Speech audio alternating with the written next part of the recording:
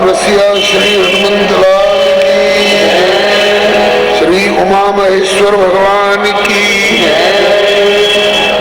श्री सनातन धर्म की, श्री गौ माता की, श्री भारत माता की, श्री स्थान पुरुष की, अपने अपने श्री गुरु गोविंद की, श्री सर्वसंत वैष्णव भगवान की। सीताराम जय सीताराम,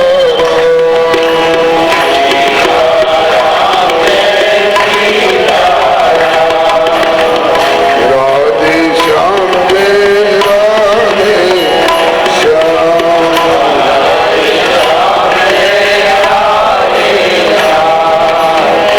सीताराम जय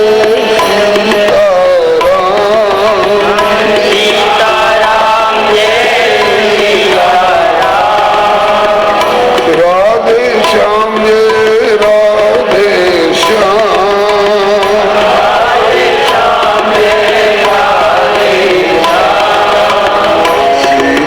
सीताराम जय सीताराम,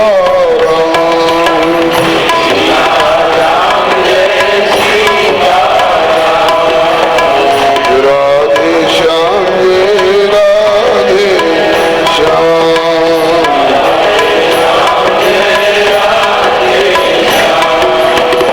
सीताराम जय सीताराम,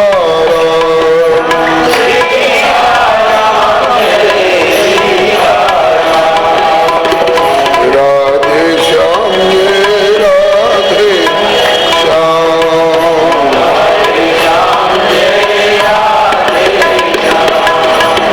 श्री राम कृष्ण भगवान की जय, श्री अयोध्यानाथ की जय, श्री वृंदावन बिहारी लाल की जय, श्री वैकुंठनाथ की जय, श्री प्रहलादपति की जय, श्री गौरी शंकर भगवान की जय, श्री हनुमंत लाल की जय, श्री उद्धव गोपी संवाद प्रसंग की जय, श्री सर्वसंत वैष्णव भगवान की जय।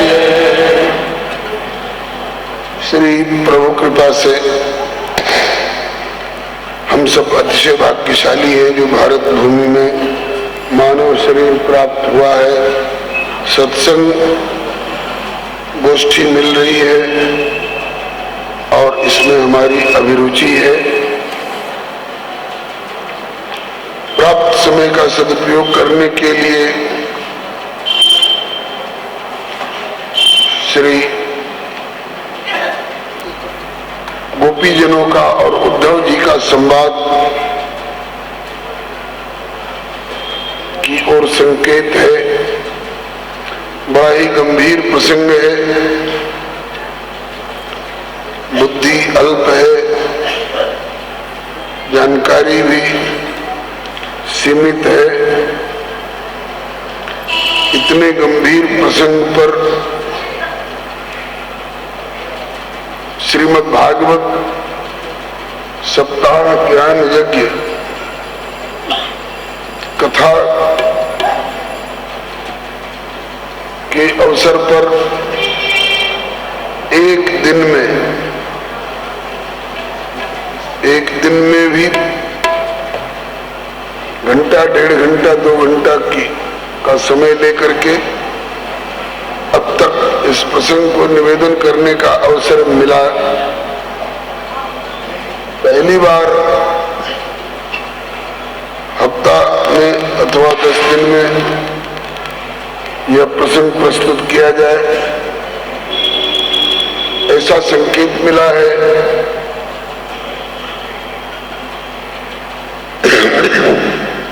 प्रभु की प्रेरणा जान करके अपने पूर्वाचार्यों का, श्री लाडली लाल का एवं उद्धव दादा का तथा श्री बड़भागिनी ब्रज गोपिका वृंद का स्मरण करके प्रवृत्त हो रहा हूं। श्री गुरुदेव की कृपा से जो कुछ प्रसाद मिला है उसके अनुसार निवेदन करूंगा। हमसे अधिक अधिक विज्ञ और अधिक अधिक वर्णन करने में सक्षम महानुभाव भी यहाँ विराजमान होंगे ही।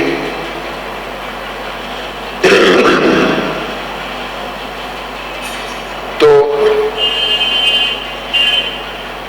इस प्रसंग के वर्णन में जो कुछ आपको जचने लायक मिल जाए उसे, जिनका चरित्र है उनके प्रति और जिन गुरुजनों से मुझे प्राप्त हुआ है उनके प्रति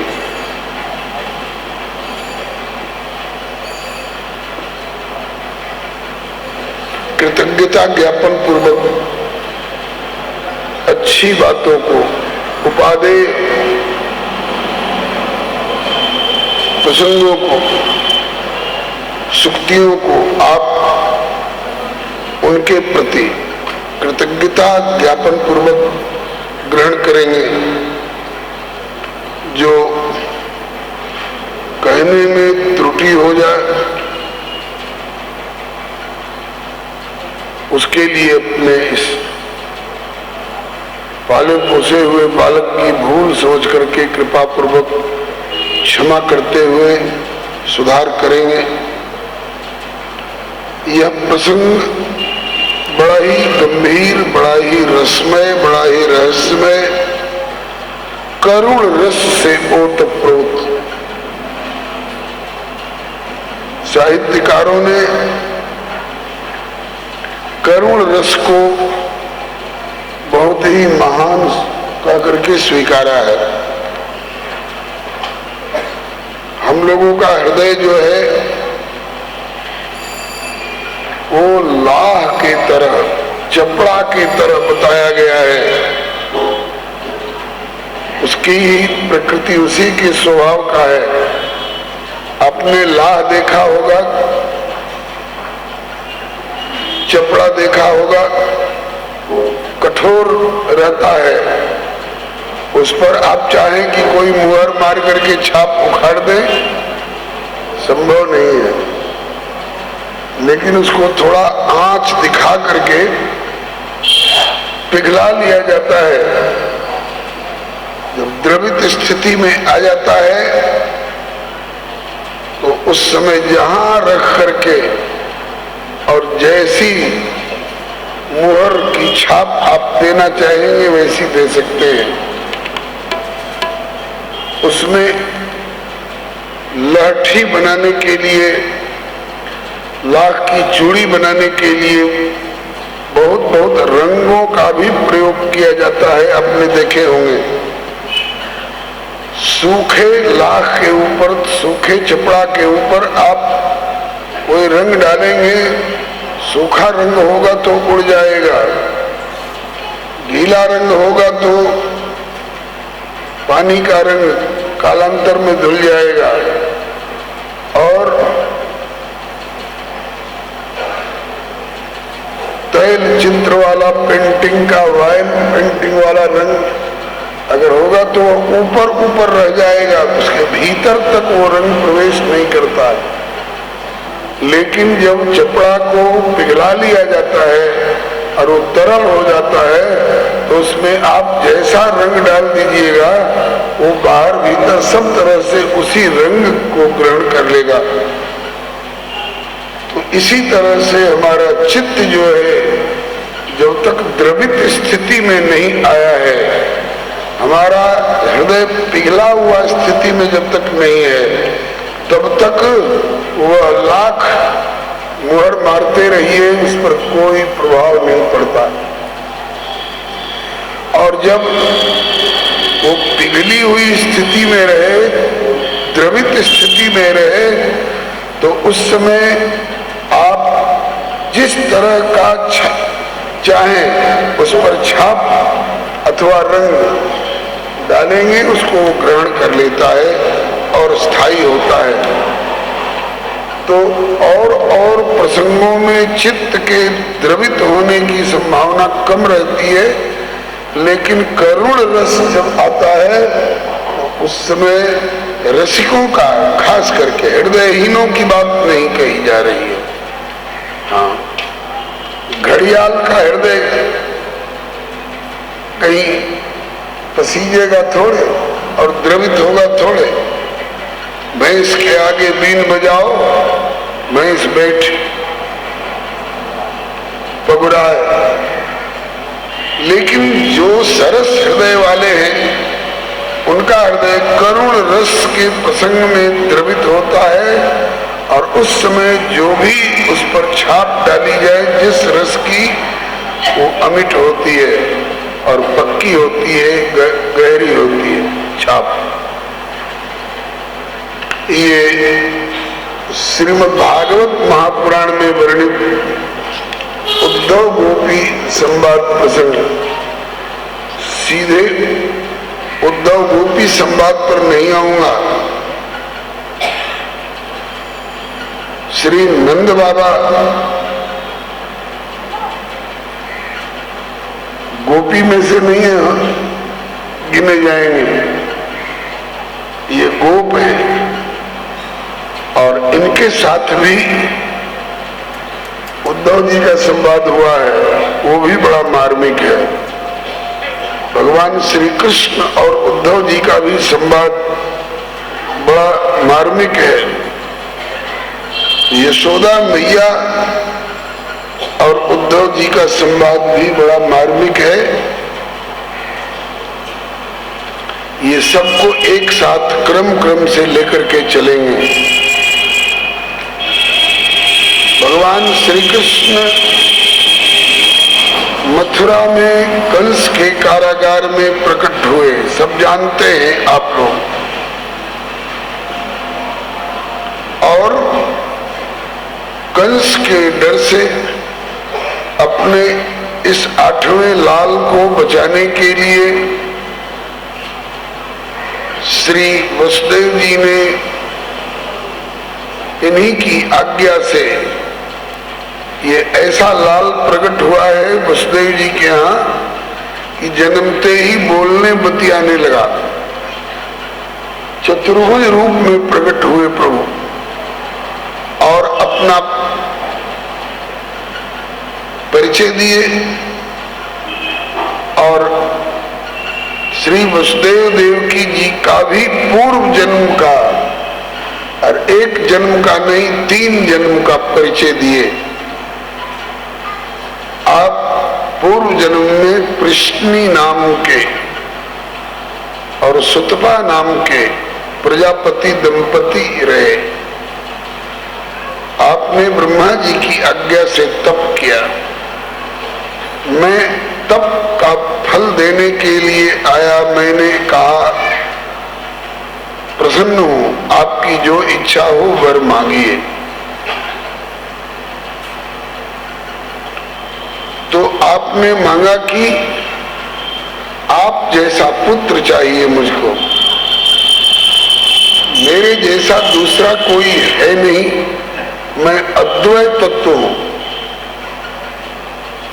इसलिए मुझे कहना पड़ा कि मेरे जैसा दूसरा कोई है नहीं, इसलिए मैं अपने जैसा पुत्र कहां से दे दूं। तो क्या प्रभु आपके प्रति की गई मांग हमारी निष्फल होगी? बोले नहीं, जो चीज मांगी गई अगर वो नहीं दी गई तो उसको 3 गुना करके अगर पूरा किया जाए तो वो पूरी की गई मांग मानी जाएगी। तो आपने मांगा मेरे समान, मुझको मांगा होता मैं आ जाता, तब तो कोई कठिनाई नहीं थी, लेकिन आपने मेरे समान मांगा और मेरे समान दूसरा कोई नहीं, इसलिए मैंने कहा कि मैं 3 बार आपका पुत्र बनकर के आऊंगा। पहली बार कृष्ण गर्भ कहलाया, जब आप प्रश्नी नाम की माता और सुतपा नाम के पिता हमारे बने, मैं प्रश्नी गर्भ कहलाया।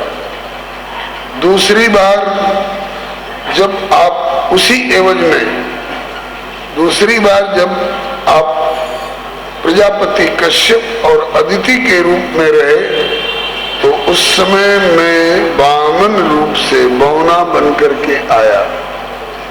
और तीसरी बार आप अब वसुदेव और देवकी के रूप में प्रकट हुए हैं, इसलिए मैं वसुदेव के अपत्य पुत्र वासुदेव नाम से प्रकट हुआ हूं।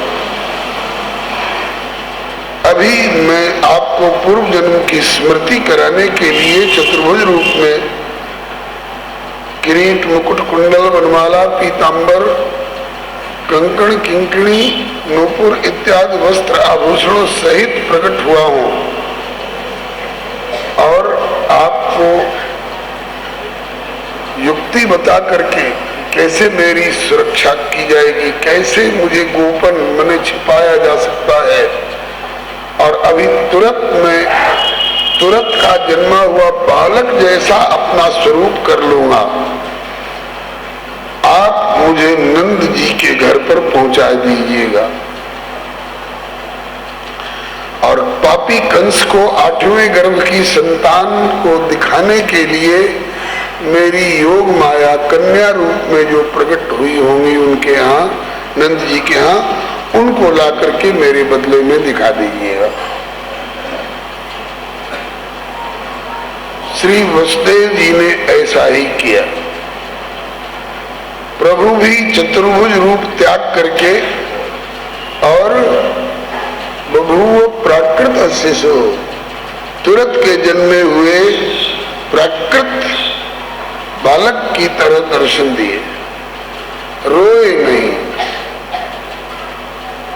चुप रह गए। रामावतार में रोए, सुनि वचन सुजाना रोदन ठाना। क्यों? अपने घर में प्रकट हुए हैं और रोएंगे तो लोगों को हर्ष हुआ कि बबुआ का जन्म हो गया, और जन्म भी हुआ और रोए भी नहीं तो लोग कहेंगे कार्य बचवा गूंगा तो ना। इसलिए रोना जरूरी था, रोए। लेकिन कृष्णावतार में प्रकट होते ही रोएंगे नहीं। क्यों? अगर रोएंगे तो कंस के द्वारा नियुक्त पहरेदार जग जाएंगे और मेरी और कंस की अभी भिड़ंत हो जाएगी और अभी लीला खत्म हो जाएगी। और आगे की जो लीलाएं करनी है, शैशव की लीला, उसके बाद कौमार अवस्था की लीला, उसके बाद पौगंड अवस्था की लीला, उसके बाद किशोर अवस्था की लीला, और युवावस्था की और वृद्धावस्था की, तो भगवान के श्री विग्रह में युवा और वृद्धावस्था नहीं होती है, ये आप जान लें। वैसे चाहे तो वृद्ध का रूप धारण कर सकते हैं, लेकिन वो चाहे जितने युग के हो, जितने कल्प पहले के हो, जब भी प्रकट होंगे तो आपको ऐसा लगेगा कि इनकी अवस्था 16 वर्ष की। 16 वर्ष किशोर राम नित सुंदर राजे, उनमें दाढ़ी, मूछ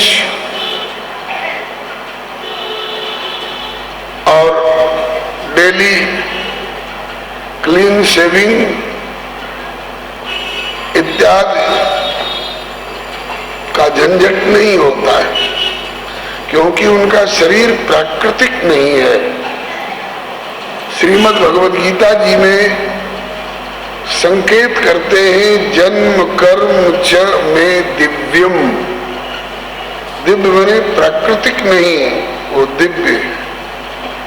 एवं यो वेत्ति तत्वतः त्यक्त्वा देहम पुनर्जन्म नैति मामेति सोर्जुना। जो मुझे अजन्मा जानता है, ये जन्म मरण से परे है, मैं जन्म नहीं लेता हूँ और मैं मरण में नहीं जाता हूँ, मैं तो प्रकट होता हूँ और मैं अंतर्धान हो। जन्म मरण में अंतर है। जन्म मरण में और भाव और तिरोभाव में अंतर है। सूर्य नारायण रोज पूर्व के क्षितिज पर सवेरे सवेरे पैदा होते हैं कि प्रकट होते हैं जी? आप लोग ईमानदारी से बताइए, अरे बोलिए ना। प्रकट होते हैं ना। सूरज का रोज सवेरे पूर्व के क्षितिज पर जन्म तो नहीं होता है ना, और सायंकाल पश्चिम के क्षितिज पर जाकर के आंखों से ओझल होते हैं, अर्थात अस्त होते हैं या मरते हैं सूर्य नारायण रोज रोज।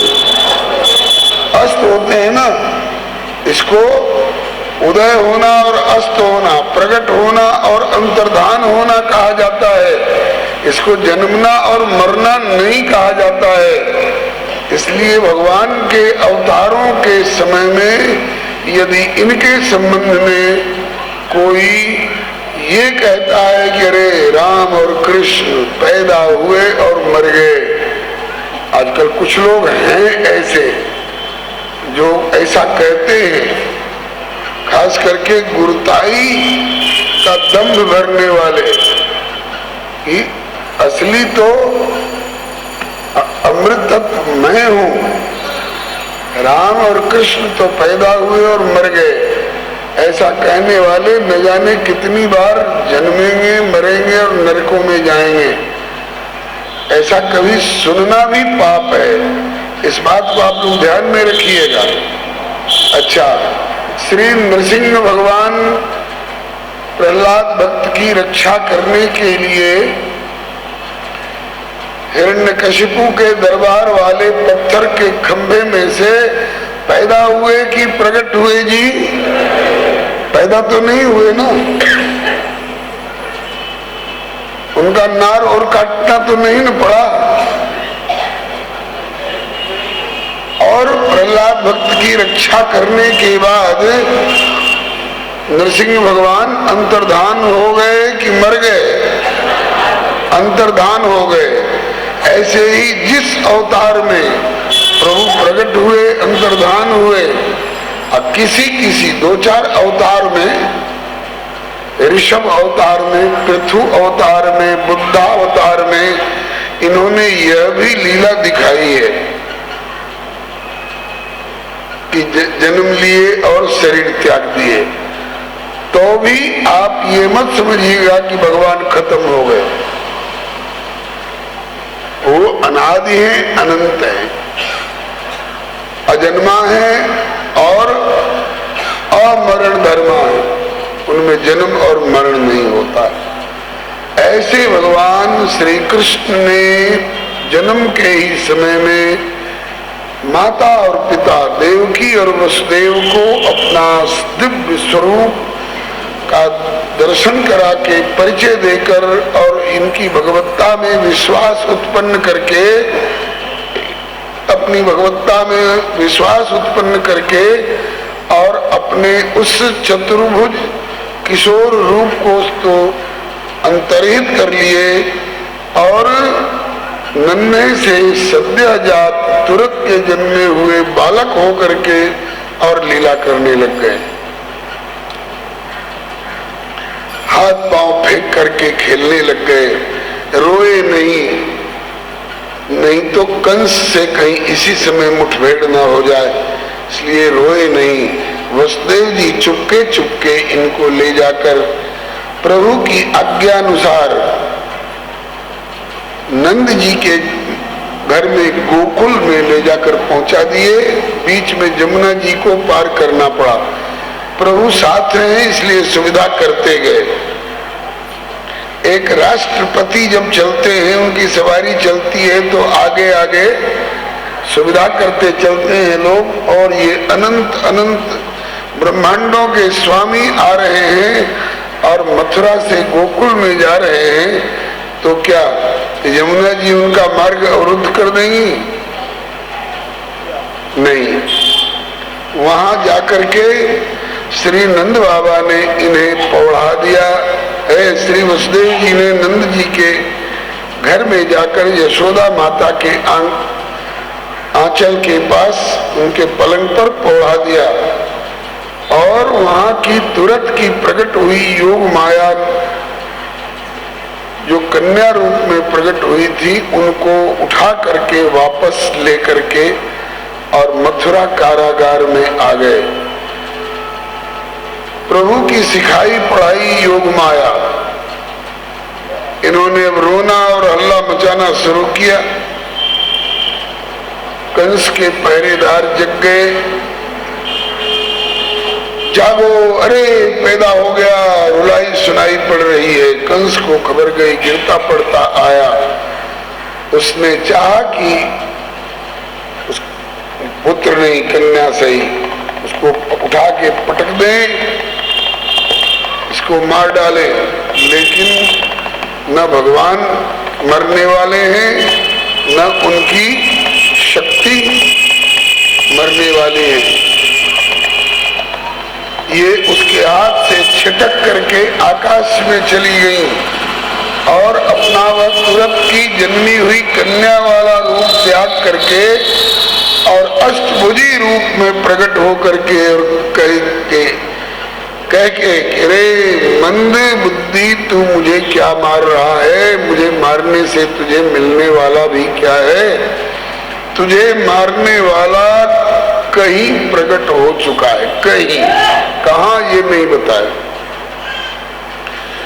कंस को अफसोस हुआ, मेरी इतनी सावधानी के बावजूद भी मेरा शत्रु कहीं निकल गया, पता नहीं पड़ने दिया, कहां प्रकट हो गया। क्या देवता भी झूठ बोलते हैं? आकाशवाणी भी झूठी होती है, ऐसा मान करके और वो चिंतित हुआ। लेकिन पता लगाओ, अभी तो पैदा ही हुआ है ना, जहां पैदा हुआ है उसको मार डाला जाए। उतना भेजी गई, तृणावर्त भेजा गया, शक्टासुर भेजा गया, बकासुर अघासुर भेजे गए। भगवान को मारने वाला कौन पैदा हुआ है? वहां जाकर के और ये असुर मारे गए, प्राणांत हुआ और इनका उद्धार हुआ। भगवान श्री कृष्ण ने 11 वर्ष और कई महीना तक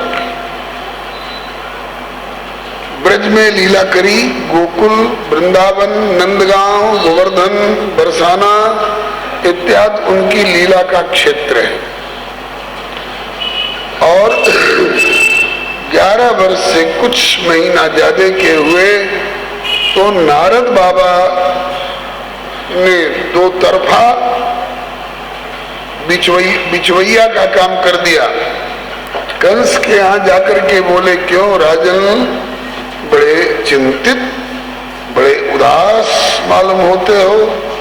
हाँ गुरुजी, क्या बताऊं, मेरा शत्रु मरता नहीं है। बोले मारने की क्या क्या कोशिश की? बोले पूतना को भेजा, घासुर को भेजा, बकासुर को भेजा, तृणावर्त को भेजा, यही वहां जाके मर जाते हैं, उसको नहीं मार पाते। नारद बाबा ने पूछा कि अपने इन पहलवानों को तुमने एक साथ भेजा कि बारी बारी? बोले बारी बारी है। धत तेरे की, इतने बड़े राजनीतिज्ञ हो करके ये कौन बुद्धिमानी करते हो? यहां से तुम एक पहलवान को भेजते हो, ये अकेला रहता है और वहां उनका बहुमत है। कृष्ण बलराम तो है ही, ये नहीं कहा कि वो भगवान है। कृष्ण बलराम तो है ही, उनके और सखा और सब परिकर मिल के मार डालते होंगे। बोले गुरुजी, ये बात तो हमारे ध्यान में अब तक आई नहीं थी। अब क्या कर, आपने ठीक कहा, अब क्या करना चाहिए? तो नारद बाबा ने कहा कि उन्हीं को यहाँ क्यों नहीं बुलवा लेते हो? कोई बहाना बनवाओ और उन्हीं को बुलवा लो, यहाँ तुम्हारा बहुमत रहेगा, तुम्हारे बहुसंख्यक पहलवान रहेंगे और वो 2 रहेंगे अकेले।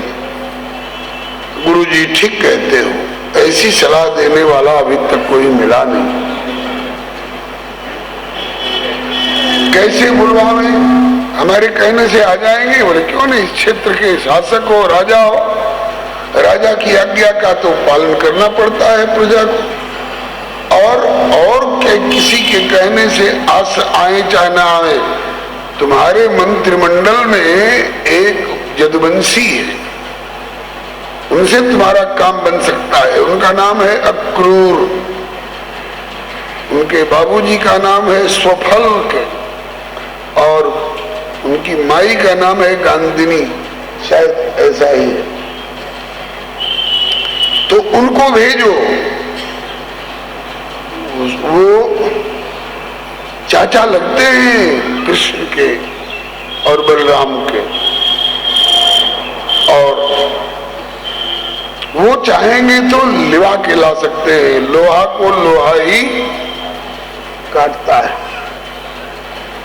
तो अक्रूर जी को भेजा गया, अक्रूर जी लिवा करके आए। उसके बाद अब तक कन्हैया जी किशोर अवस्था की लीला कर रहे थे। किशोर अवस्था 10 वर्ष के बाद शुरू होती है, 5 वर्ष से कम में शैशव बाल अवस्था, और 5 वर्ष के हो गए तो कुमार भय, कुमार जब सब भ्राता, और 6 साल के हो गए तो 6वां से 10वां तक पौगंड अवस्था कहलाती है।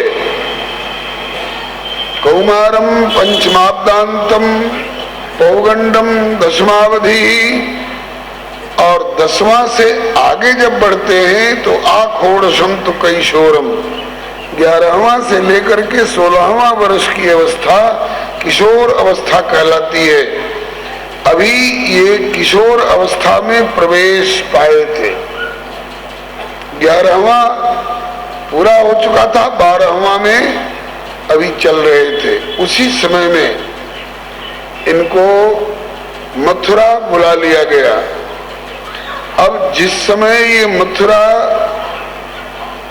के लिए प्रस्थान किए हैं, ब्रजवासियों की क्या हालत हुई होगी वो अभी कहने का समय नहीं है। आप लोग कथाओं में सुनते आए होंगे, व्याकुल हो गए। और यशोदा मैया जब व्याकुल होकर के कहने लग गई, श्री सूरदास जी ने वर्णन किया है, यशोदा बार बार यूं भाखे, है कोई ब्रज में ही तू हमारो, जो चलत गोपाल ही राखे, रोको कोई गोपाल को जाने से मना करो।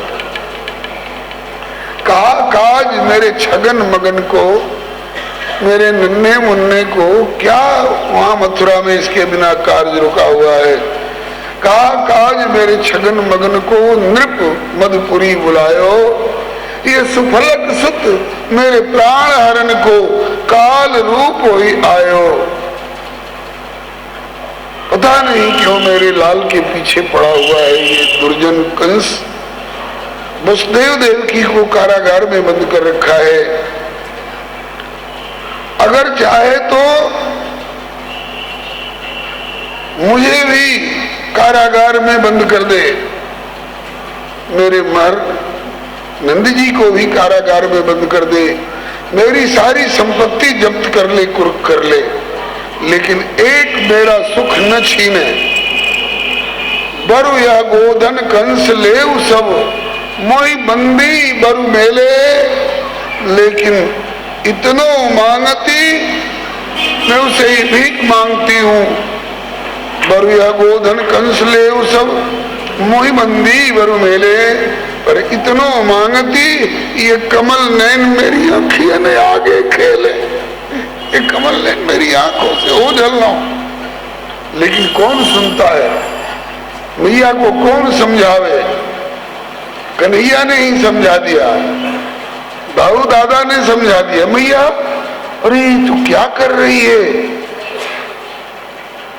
हम लोग जीवन में प्रथम बार मथुरा की यात्रा कर रहे हैं, राजधानी की ओर कदम बढ़ा रहे हैं, और रो रो करके भेजेगी तो मेरी यात्रा मंगलमयी कैसे होगी। भेजते समय किसी को रो करके नहीं भेजना। रोली अक्षत का टीका लगा करके भेजो माँ, आशीर्वाद देकर भेजो। और तुमने गोवर्धन लीला देखी है, तुमने काली नाग नथैया की लीला देखी है, तो जिस गोवर्धन जी ने अब तक मदद की हम लोगों की, वही गोवर्धन जी आगे भी कृपा करेंगे। तेरे कन्हैया का और तेरे बलराम का बाल बांका नहीं होगा। तो रो रो करके मत भेज, यात्रा मंगलमयी हो इसके लिए आशीर्वाद दे करके शुभ कामना करती हुई भेज। उनसे तो यूं कह करके और मैया को चुप करा दिया। अब गोपियां आकर के सामने खड़ी हो गई। इन सब प्रसंगों के बड़े प्यारे प्यारे हृदय द्रावक पद है, आचार्यों के, भक्तों के, प्रेमी रसिकों के। केवल सारांश निवेदन कर रहा हूं ताकि आप अपने प्रसंग को अच्छी तरह सुन करके समझ सकें। श्री हरे नमः। गोपियों ने कहा कि चरण की चेरी हम ब्रजनार, जाओ मत मथुरा नंद कुमार। कहा कि तुम्हारे घर का कोई बालक कहीं बढ़िया पद प्राप्त करने के लिए, आज भी जाते हैं लोग इंटरव्यू में, और घर वाले कहें बबुआ मत जा, तो बबुआ का अच्छा होगा कि उनके विकास में बाधा होगी। घबराओ मत, हम सदा के लिए जा रहे हैं, थोड़े रास्ता दो, रास्ता दो, खुशी खुशी भेजो ताकि खुशी खुशी लौटे। अब खुशी खुशी भेजने के लिए आंखों में आंसू को भले हम रोक लें, वो भी रुकना कठिन है। आंखों के आंसू को भले रोक लें, लेकिन हृदय को कैसे समझा लेंगे। खैर, रथ पर बैठकर दोनों भाई चले और पीछे पीछे दौड़ने लग गई रथ के। तुम चले जाओगे, हमारे प्राण नहीं रहेंगे। तो कहा कि लौटो। जिसको ये मनोरथ हो कि ये जल्दी लौटें, उसको बहुत दूर तक पहुंचाने के लिए नहीं जाना चाहिए। दूर तक पहुंचाने के लिए जाएंगे तो देर में वो प्रेमास्पद लौटेगा। ऐसे राम जी ने भी अपने अयोध्या वासियों को समझाया है वनवास की यात्रा के समय में। कन्हैया ने सबको समझा दिया। वहीं खड़ी हो गई बेचारी, क्यों चाहेंगी कि देर से लौटे, और दूर तक जाने में साथ देर से लौटेंगे तो हम दूर तक नहीं जाएंगे, लेकिन जब तक दिखाई पड़ रहे हैं तब तक तो देख लेने दो। घर वाले कह रहे हैं कि अब लौटो, तो कहती हैं कि जब तक दिखाई पड़ रहे हैं तब तक देख लेने दो, जब आवेंगे तब की बात की है। कहा कि अब तो वे नहीं दिखाई पड़ रहे हैं, अब तो लौटो। अरे बोले वे नहीं दिखाई पड़ते हैं, लेकिन उनका रथ तो दिखाई पड़ रहा है जिस पर वे बैठे। श्याम भय अदृश्य, श्याम भय दृश्य, तब रथ सो लगाए दृग। बोले अब तो रथ भी नहीं दिखाई पड़ता है, अब तो लौटो। रथ ना लखानो, अब तो रथ भी नहीं दिखाई पड़ता, अब तो लौटो।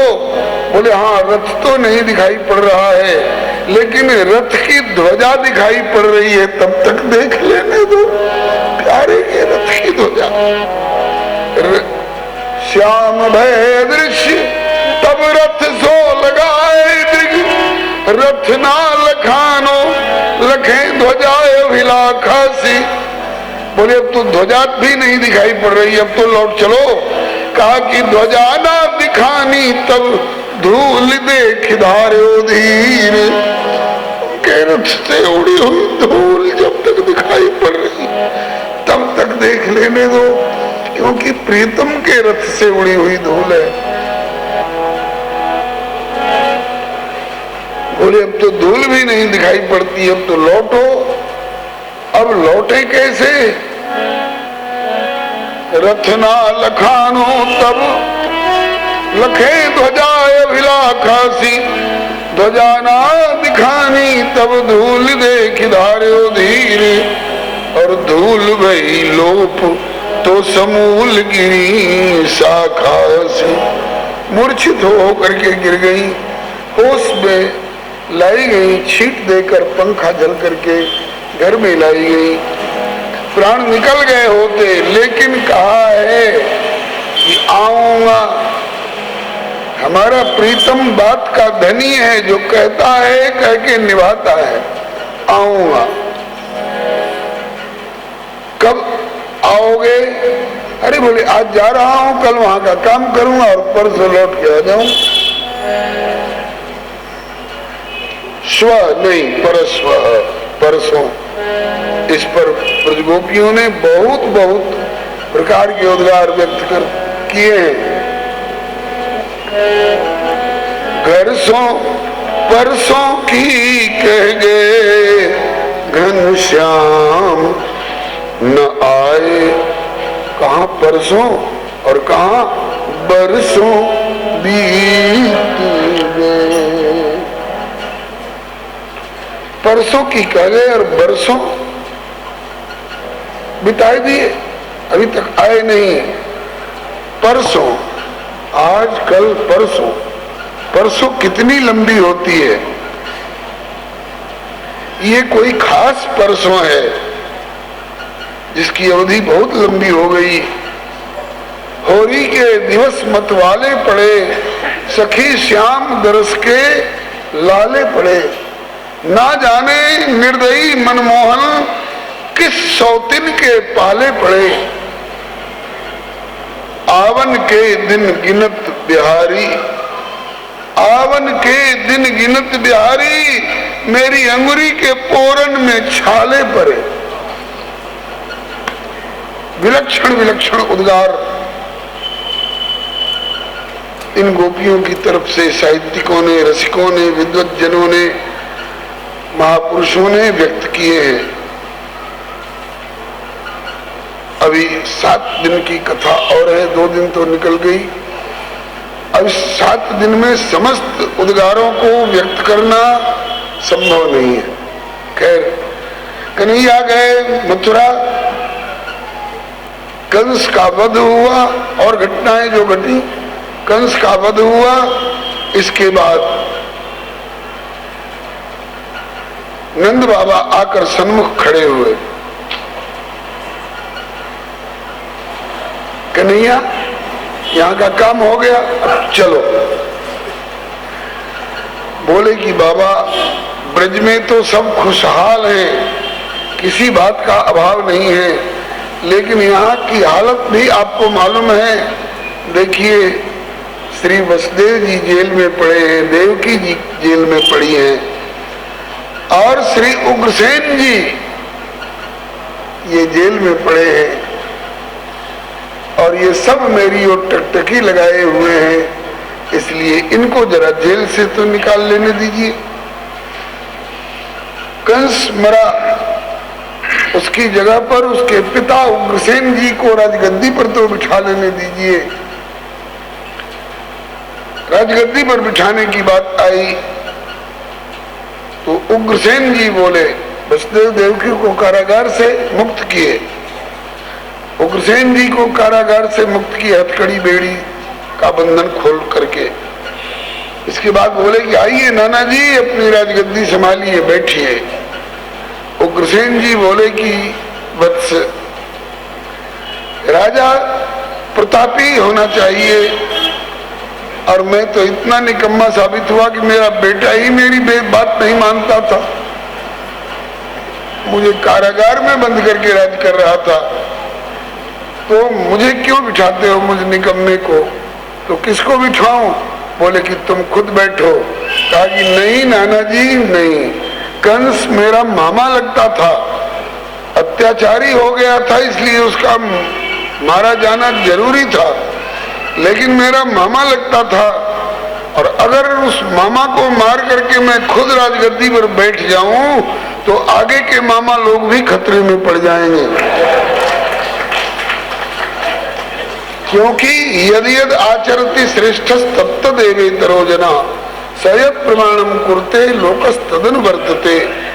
इस घटनाओं का इतिहास बनेगा, और कहीं इतिहास में अगर लिख दिया गया कि भगवान कृष्ण ने अपने मामा को मारकर उस राजगद्दी पर स्वयं को पधरा लिया, तो लोग कहेंगे कि वाह, जब कृष्ण अपने मामा को मार करके राजगद्दी पर बैठ सकते थे तो हम अपने मामा को क्यों छोड़े, हम भी अपने मामा को मार करके राजगद्दी पर बैठ सकते हैं। इसलिए आगे के लिए आदर्श नहीं बिगाड़ूंगा नाना जी, आइए आप बैठिए। और आप जो कहते हो कि मेरे जैसे निकम्मे की आज्ञा कौन मानेगा, समय बदलता रहता है, समय परे नर क्या करे, समय समय की बात, किसी समय के दिन बड़े और किसी समय की रात। वो रात वाली अवधि निकल गई, खोटे दिन की अवधि निकल गई, अब आपको राजगद्दी पर बैठना है और आप कहते हैं कि मेरी आज्ञा कौन मानेगा। अरे कन्हैया आपका छड़ीदार बन करके मथुरा नरेश महाराजाधिराज श्री उग्रसेन जी महाराज के जीवन की जय जयकार हो, ऐसा कहते हुए मैं आपको सलामी दूंगा। और जब मैं सलामी देने के लिए तैयार रहूंगा तो इस धरती की कौन कहे, स्वर्ग के राजा देवराज इंद्र भी आपके दरबार में आकर आपको सलामी दे।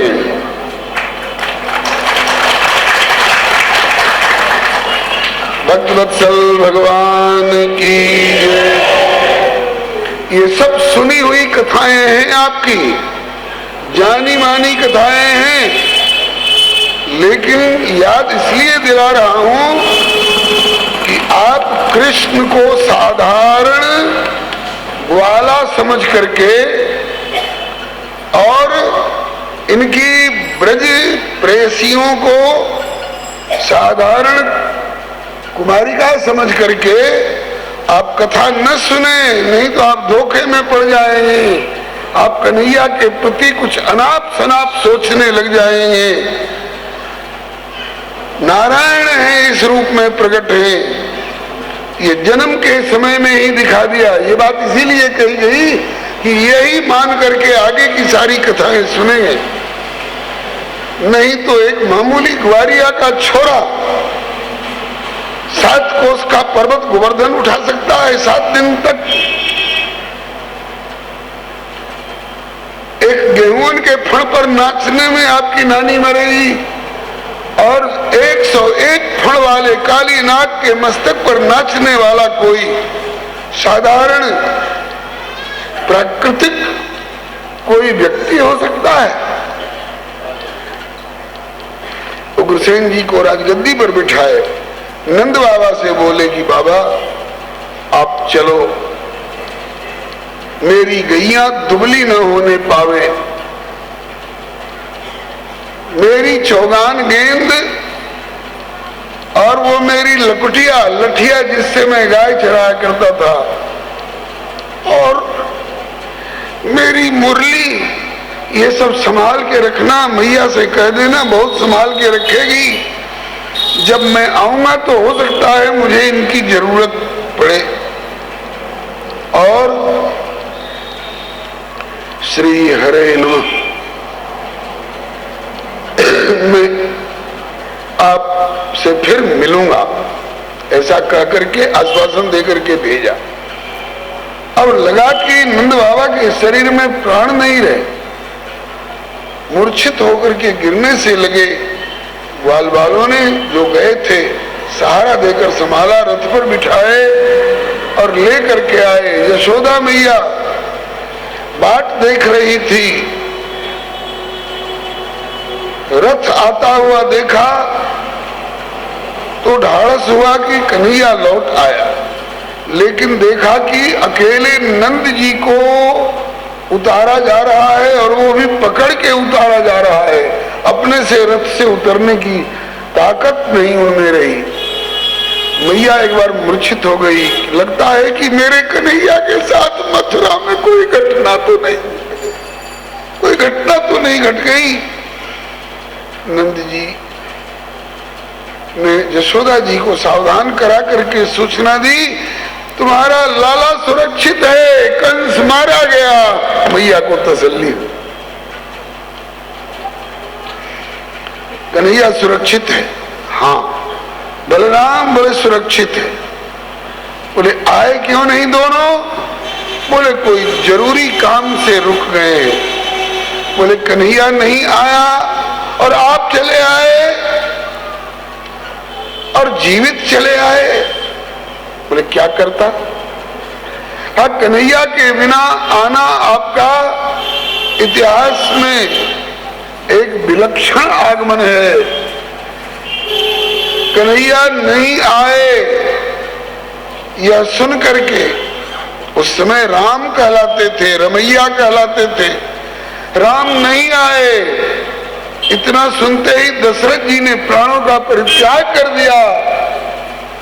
एक वे भी पिता थे, और आप कैसे पिता हैं कि कन्हैया नहीं आया और आप चले आए, जीवित चले आए। नंद बाबा ने कहा कि महरी, कन्हैया नहीं आया फिर भी मैं जीवित लौट आया, इसका कारण है।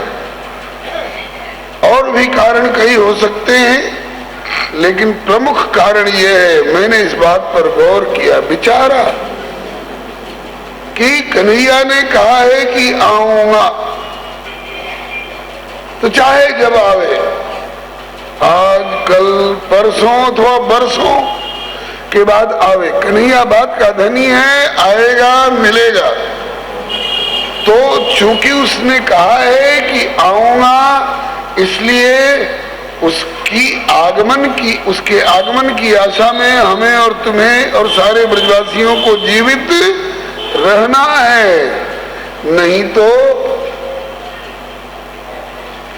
कन्हैया आएगा और खोज करेगा कि बाबा कहाँ है, मैया कहाँ है, और जब उनको पता चलेगा कि न बाबा रहे न मैया रही, तो कन्हैया के हृदय पर बाबा और मैया के वियोग की चोट लगेगी, कन्हैया झेल नहीं पाएगा। अभी तो लाला के वियोग की चोट हमको सहनी पड़ रही है, लेकिन उस समय आएगा और हमको तुमको नहीं पाएगा, तो हमारे तुम्हारे वियोग की चोट लाला को सहनी पड़ेगी। लाला के वियोग की चोट हम सह लें, हमारे वियोग की चोट लाला को सहनी न पड़े, इसके लिए, अपने लिए नहीं, कन्हैया के लिए हमको जीवित रहना है। बड़ा उत्तम भाव है, ये श्री सूरदास जी ने सूर सागर में वर्णित किया है। आइए अब नंद बाबा और यशोदा मैया और सारे ब्रजवासी प्रतीक्षा कर रहे हैं, कब आएंगे कन्हैया, कब आएंगे। आज नहीं आए, कल नहीं आए, परसों नहीं आए, तो हो सकता है 2-4-10 दिन के बाद और जरूरी काम हो निपटा के आवे। बरसों निकाल दिए, इस बीच में उधर कन्हैया क्या कर रहे हैं? कन्हैया जी का जनेऊ हुआ। अभी तक ग्वाल परिवार में थे, वहां जनेऊ का क्या काम? वहां तो खेलो खाओ गाय चराओ। वसुदेव जी के परिवार में आए तो यहाँ उपनयन संस्कार हुआ। अब तो जनेऊ को लोग समझते हैं कि कोई जरूरत नहीं है, और कोई कोई औपचारिकता निभाने के लिए करा भी लेते हैं, तो उतार के खूंटी पर धर देते हैं, कहते हैं कि क्या जरूरत है। लेकिन इसी जनेऊ और इसी चोटी के चलते गोविंद सिंह जी के 2 लाल प्यारे, डटे धर्म पे देश के वे दुलारे।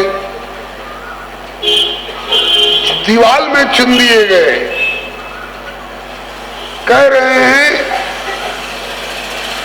यवन शासक लोग, अब भी इस्लाम कबूल कर लो, तुमको राजकुमार की पदवी दी जाएगी। अब भी चोटी कटा लो, अब भी जनेऊ उतार दो। कहा कि सिर कट सकता है लेकिन चोटी नहीं कट सकती। गर्दन उतर सकती है, सिर उतर सकता है, लेकिन जनेऊ नहीं उतरेगा धड़ पर सिर रहते।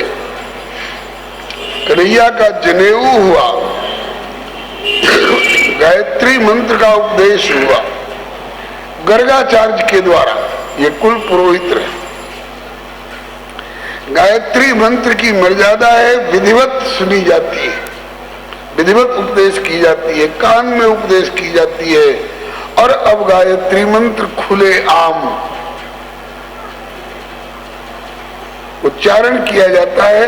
समय का प्रभाव है, मैं इस प्रवाह को रोक नहीं सकता, लेकिन सुनता हूँ, देखता हूँ तो मन में खेद होता है।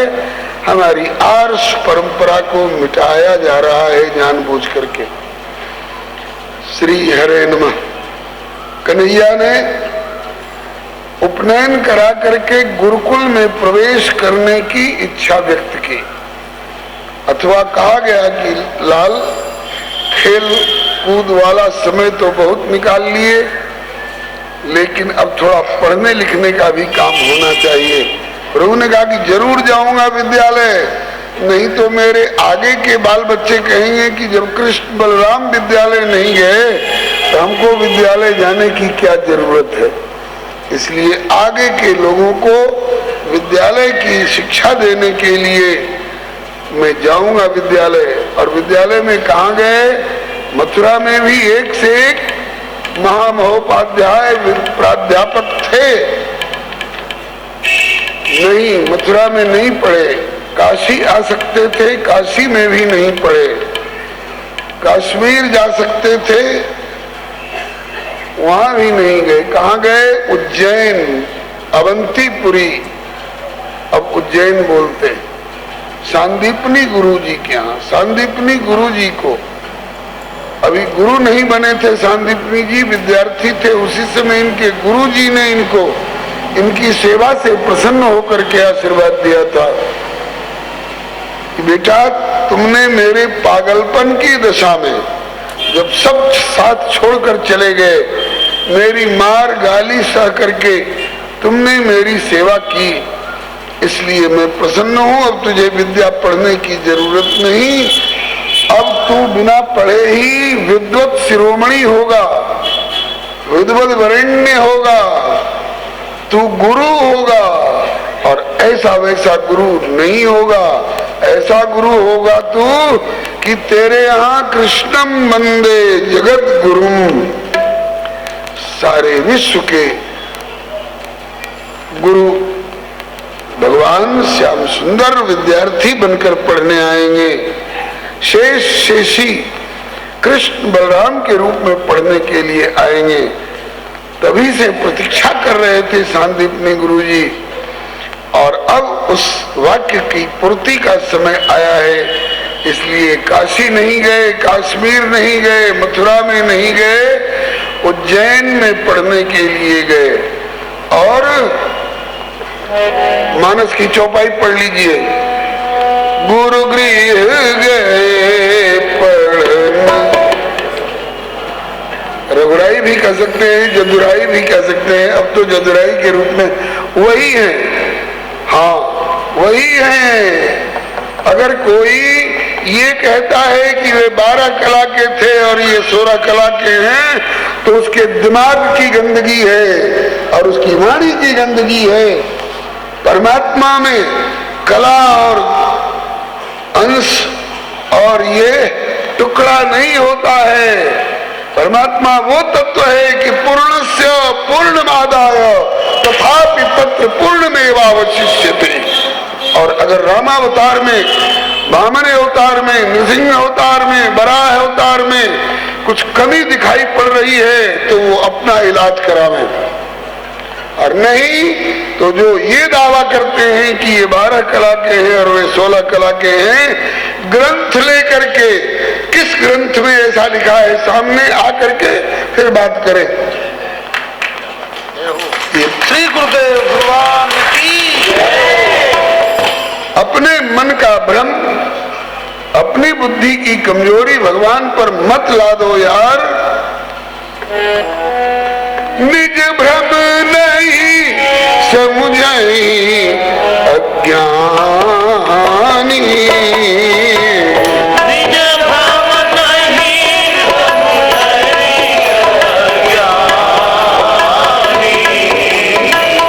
अज्ञानी लोग अपना भ्रम नहीं समझते, उल्टे प्रभु पर मोह। ताली मत बजाइए कोई।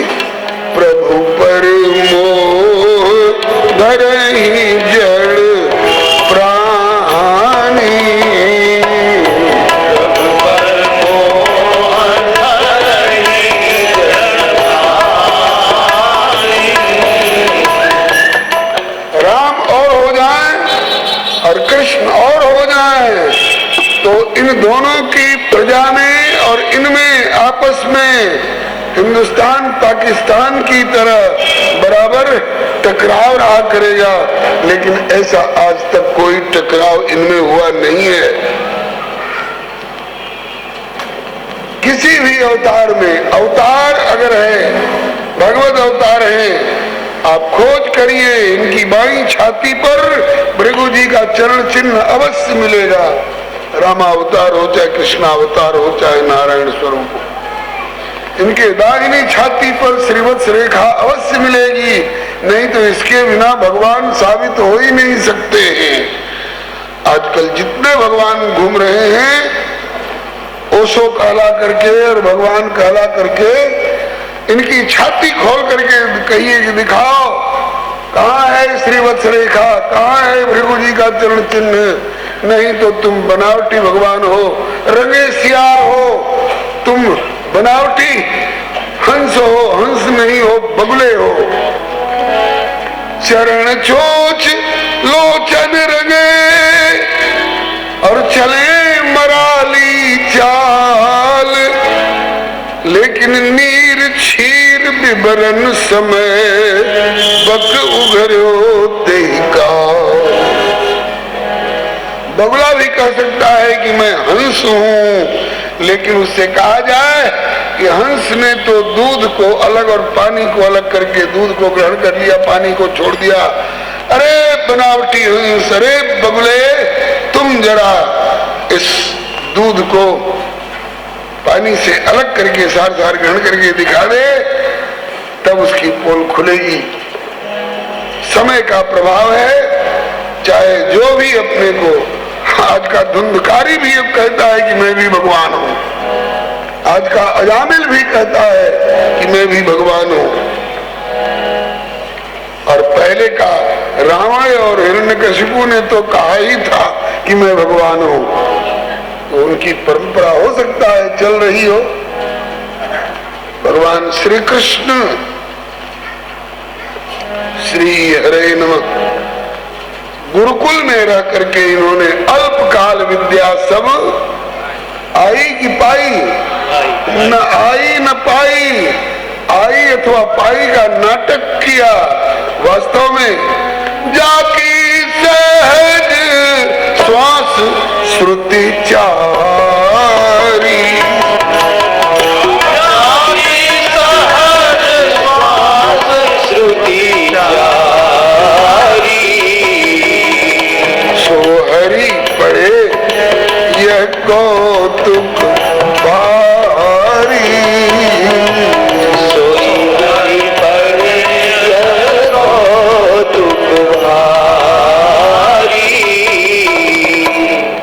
ये बातें इसलिए बताई जा रही हैं कि आप यही मान करके कथा सुने, तब आप उद्धव गोपी संवाद सुनने के अधिकारी माने जाएंगे।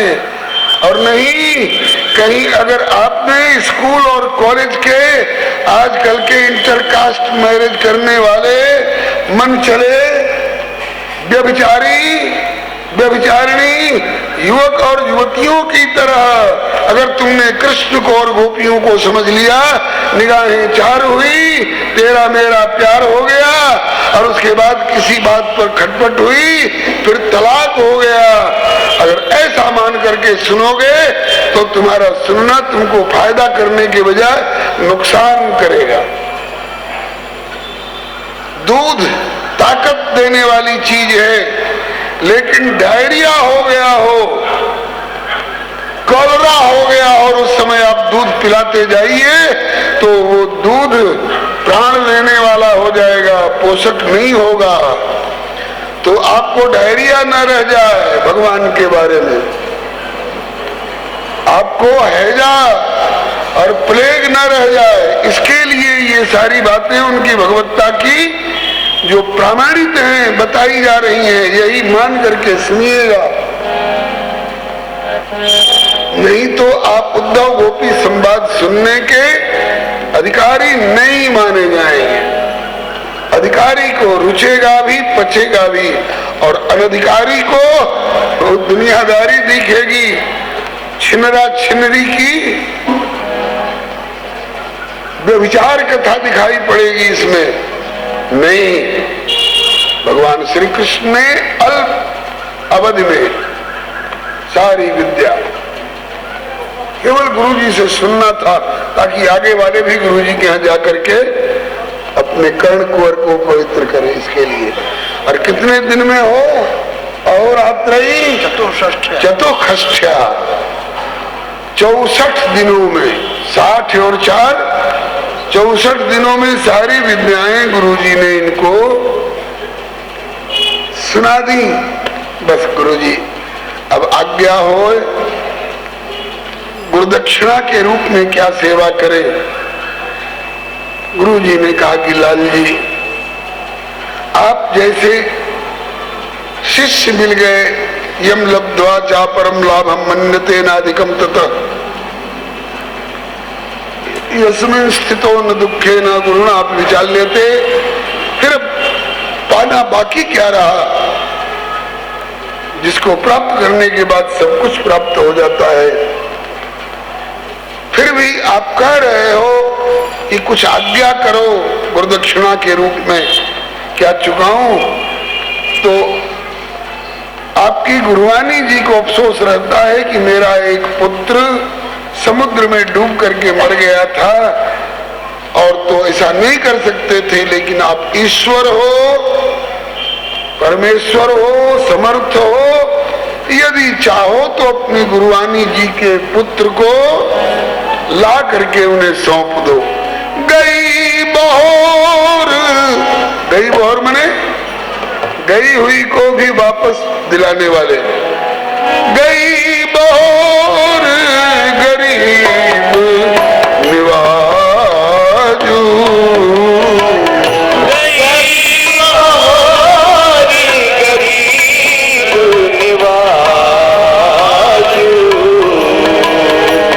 सरल सबल साहिब रघुराजू, सरल सबल साहिब रघुराजू। जो आज्ञा गुरु जी कह करके समर्थ प्रभु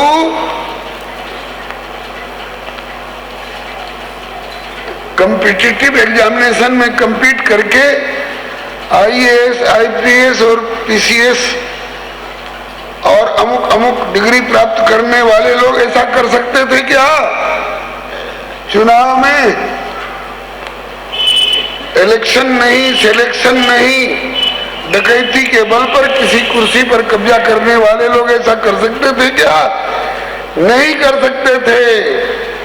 जो श्री कृष्ण ने करके गुरु जी के सामने प्रस्तुत किया, पहले तो समुद्र के पास गए, कहा कि सागर आज्ञा प्रभु, मेरे गुरु जी का पुत्र तेरे भीतर डूब गया था, उसे ज्यों का त्यों लाकर हाजिर कर।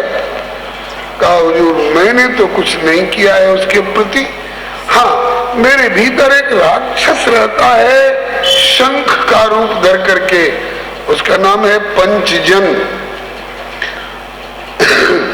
हो सकता है उसने दबोच लिया हो। ठाकुर ने समुद्र में गोता लगा करके पंचजन को मारा। वहां तो बालक और उसकी आत्मा नहीं मिली, लेकिन पंचजन के शरीर का शंख निकाल लिया और वही शंख पांचजन्य शंख कहलाया। वैसे पांचजन्य शंख इनका शाश्वत आयुध है, वैकुंठ में, साकेत में, गोलोक में बराबर साथ रहता है। लेकिन इस अवतार में इसकी उपलब्धि इस प्रकार से